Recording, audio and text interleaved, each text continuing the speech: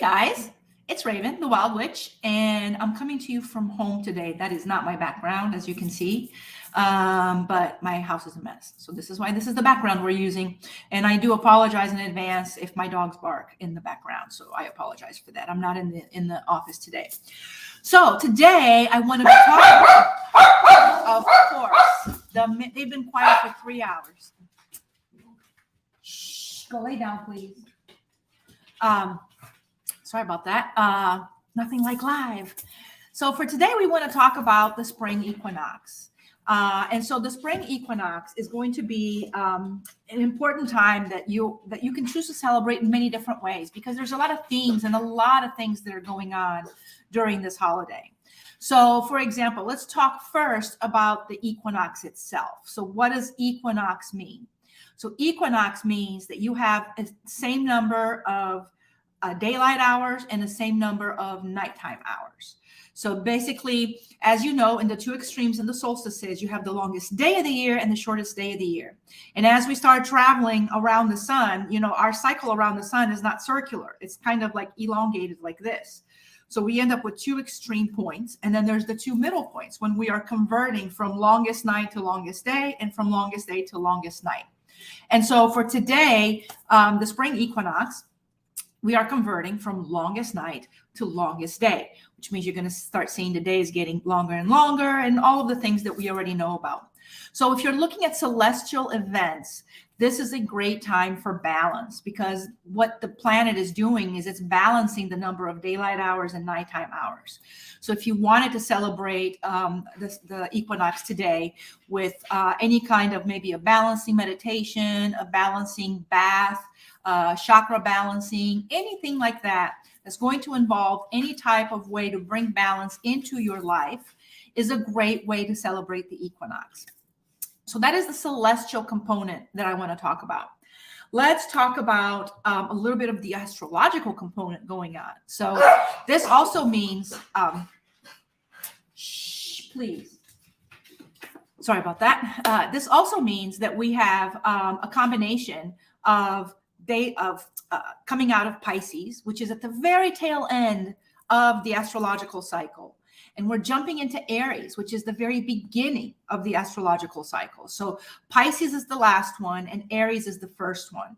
So this is a time also that has a lot to do with death and rebirth. It's like the changing of the cycle, right? We're going from one astrological year to the next astrological year. So it's a good time to kind of close off things that are behind you, and also a good time to start looking to the future and what is it that I want to do during this time.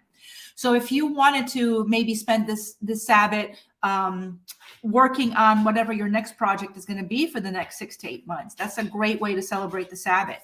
If you want to spend some time right now grounding and getting rid of things that are still lingering from the previous astrological year, that's another way to celebrate the Sabbath that you can use.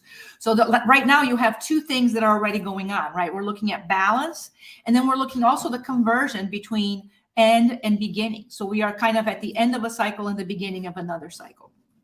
So the other thing I want to talk about is the awakening of the earth, right? So this comes back to nature. And this is obviously a side effect of what's happening in terms of our journey around the sun. But if you look outside, you can see all around you, unless you live in the Carolinas, in which we had spring and now we're back to deep winter, and then hopefully we'll have spring again. But normally at this time, when the weather is not crazy, you can look outside and you're going to start seeing the flowers already starting to bloom. Trees are beginning to get their flowers back. All of those things are starting to happen, which means that the earth basically is thawing out from this time of hibernation. So the earth was asleep basically throughout the winter. Everything that was alive, basically, in order to stay alive, went into this hibernation mode.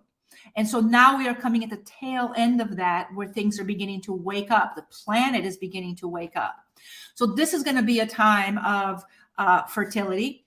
The plantings, this generally marks the beginning of the planting season for some places in our country. Now, if you are, a friend of mine is in Georgia, and her name is Georgia, but she is located in Wisconsin. We were talking this week about planting season up there, and she was saying that they don't put anything in the ground until after Mother's Day because of the ground being so hard. So it really depends on what part of the country you're living in, right? So if you're in the South, in the Southern area, you can probably look at the beginning of your planting season now. If you're further north, that's probably not going to apply to you. So kind of think about where you are right now and connect with the land that you are standing on, the land that you are currently connected to, and then just follow the lead of what it is that the land is giving you. So a lot of the symbols for this Sabbat are going to be eggs, seeds. There's a huge symbolism also with bread, with making bread. It's very similar to think about what happens at Lammas, right? Lammas is right before the autumn equinox. So it's the same festival of bread because it's the first crop. So this is kind of like the counterpoint to that. So a way that you can celebrate is you can bake some bread. If you wanted to do a celebration, very common ritual is to plant something.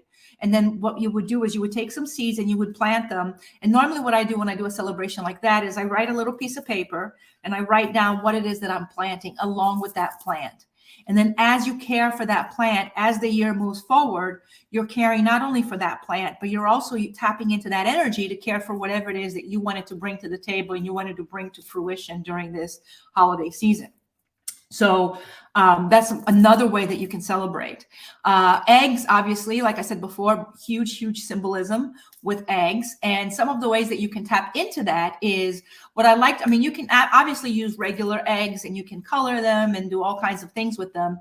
But what I really like doing is you can go to the craft store and you can even go to the dollar store, I think, and get them. You can get those little either plastic eggs or sometimes they'll have wooden ones that you can fill the inside with whatever your wishes are. So normally a lot of times I would fill it with some herbs and maybe some crystals, and I would write on a piece of paper what it is that I'm working on. And then the symbolism of the egg is that it's going to make that and help you make that grow for you. You're kind of planting the seed the same way as planting, but instead you're using an egg for it. And then you would keep that egg on your altar until the fall, when the earth is beginning to go back to sleep again. And then at that point, you would pull that egg apart and you would once again burn everything that you need inside of it, obviously not the crystals, and then have that egg to do it again in the next year if you wanted to do that. So that is also another way that you can use to celebrate the Sabbat. One of the years, a celebration that I did that was really great, and it really tapped into the energy of the two equinoxes, was I planted ideas into a jar, and I filled that jar. My soil were different kinds of herbs that would help me with what they were basically appropriate to whatever I was working on at the time. So I filled about that much in the bottom of my mason jar. And then I wrote everything in the piece of paper. I rolled it up and then I planted it during Ostara, during the spring equinox. I planted it into that jar. I sealed it. I decorated with a pretty bow. I painted like little designs on the side of it, and it stayed in my altar. And all year long, I worked through it. Every time that I was working on the project that I had planted, I would pull that jar and put it on the table with me, either next to my computer, or I would put it next to my day timer, however it is that you're working on it.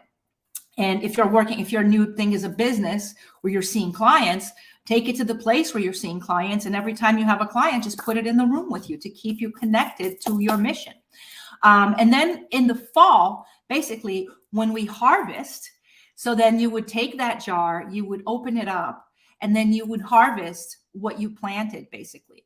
And if you did your work, I mean, obviously the spell is not the only thing, but if you did your work, if you planted it and you worked on it really hard, hopefully by the fall, you should have some results from that.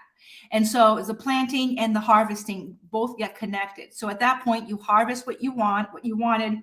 And then as part of a gratitude ceremony, we would then burn the paper and we would burn all of the herbs that were in there, throw them in a bonfire or anything like that, symbolizing the completion of that cycle. So I've done that a couple of times already. It's a really fun ceremony to do. And it's really a great way to tie the two Sabbats together. So that is really fantastic. So let's see, fertility symbols. Oh, animals. I want to talk about animal symbols. So animal symbols that you can use during this time. Obviously, birds are a big deal. So you could use any kind of bird as a symbolism for you to work with that. Obviously, rabbits. But one of the ones that sorry about that. Shh. Please hush. Sorry about that. One of the symbolisms that I'm really partial to is going to be the bear, because I work with a bear totem, right? So for me, the bear is really important. And if you think about it, this is when bears are awakening. This is when they're coming out of their hibernation state into Mother Earth as it is. And so for us, it can represent, bears are a huge symbol of creatures who walk in two worlds, because bears basically spent half their time hibernating and they're in the dream world or the spirit world. And so once they come out and they awake, they come back into this world. So as you can see from some of the things that we talked about the number of hours in the day, being really in the middle of something in balance on both sides. We talked about the astrological year, the beginning and the ending. So you're looking at a point of balance basically between those two. Hold on 1 second. Hush! Shh. Sorry about that. You're in the point of balance between those two. And then finally, the last one that I wanted to talk about with you today was going to be the one that we talked about with the bear. So you're kind of going from the sleeping state, the hibernation state that the whole planet has been on during winter, and kind of like coming back into reality, stepping out. And for us, that representation is we are indoors all weekend, right? I mean, not all weekend, all winter. Unless, you go outside, but you come back in. We don't spend as much time outdoors as we do in the spring, in the summer, or in the fall. So this represents for us also a coming out of being indoors to going outdoors. So it's really a transition point for a lot of different things in terms of fertility, in terms of growth, in terms of, spirituality, in terms of a lot of things. So any kind of work that you do that's associated with increase, with fertility, with balance, with all of those things is going to be very, very appropriate for this Sabbath season. So if you have any questions, feel free to message me in the Wild community, wyldcommunity.com. And I'm going to cut this short before my dogs go berserk again. And I apologize for that. And next time I will definitely be back at my office when we do this. All right, guys, thank you so much for joining me today. And I wish you all a beautiful, beautiful, wonderful Sabbath. Bye-bye.